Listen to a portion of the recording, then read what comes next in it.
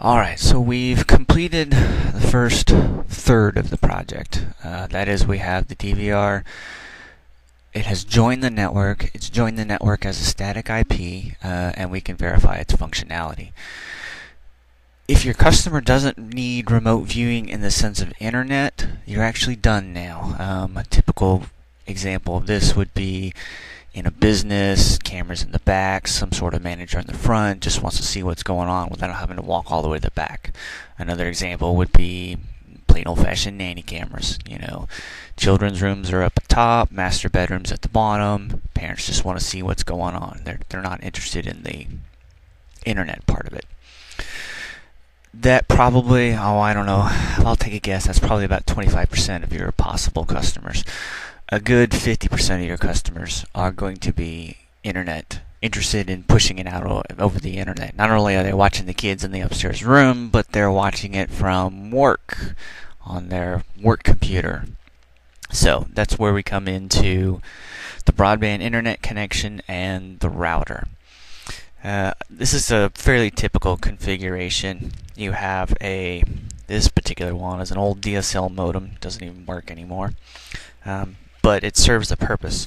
It is a SpeedStream brand, which is a brand that you might actually see on the field. It's still used, and it's running into a Linksys router. Now, the Linksys router, the reason I've chosen it for all of this is it is by far the most common router I have seen in all my years. There are a few that show up pretty consistently, but the Linksys shows up the most consistently. So that's why I've chosen it. But in a typical configuration, you have one cable that's going into what they call the WAN side of the router. And the WAN is the wide area network. That's the outside world, that's the internet. The other section of the router is what's called the LAN side, or the local area network. Now, for all practical purposes, you can think of a router as having two sides. It has an inside and an outside. It has an internal side and an external side. It has a local side and an internet side. No matter how you word it, it's still the same. It physically separates two networks, because that's what happens is the internet is an actual network in and of itself. So the main job of a router is to steer information across networks. Or to be super specific, its main job is to steer information from one network to another, which is what we're doing. We got the internet out here through this guy, which is one network. We've got our DVR and our computers back here on another network. And they have to go from here to here, and that's this guy's job to bridge that connection.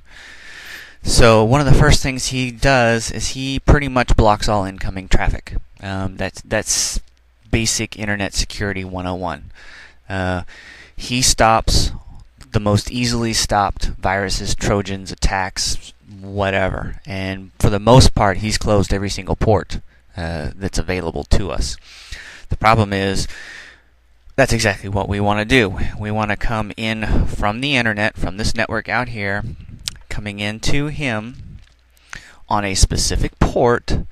We want to be able to use that specific port to get through him so that we can go into our internal network, follow our internal network to the device we're looking for, and ask that device something on a specific port, and then get all that come back to us to get our information back. So, long and the short of that is we have to do what's known as a port forward. In the Linksys itself, it's called a port forward.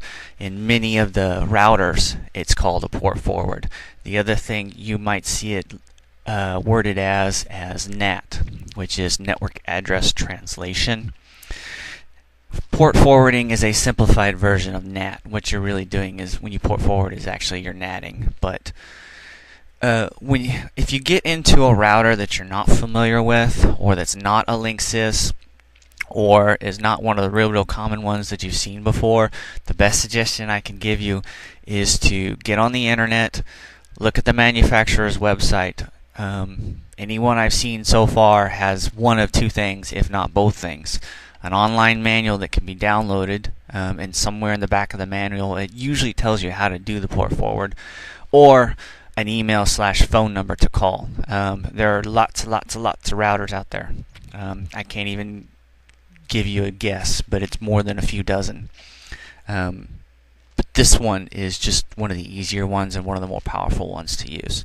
So that's the basic idea, the overview of where we're going with this.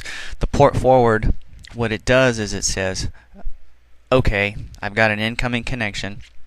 I've got an incoming connection looking for this one specific port. I'm going to check my table here. Oh, look, this port matches this port. So, according to the table, this port should go to this device. And it automatically reroutes all that information to that device every time, anytime anybody is looking for that port. It always goes to whatever device you specify. So that's the basic overview of what we're doing. That's why we can do the remote view without having to turn off the internet's basic security.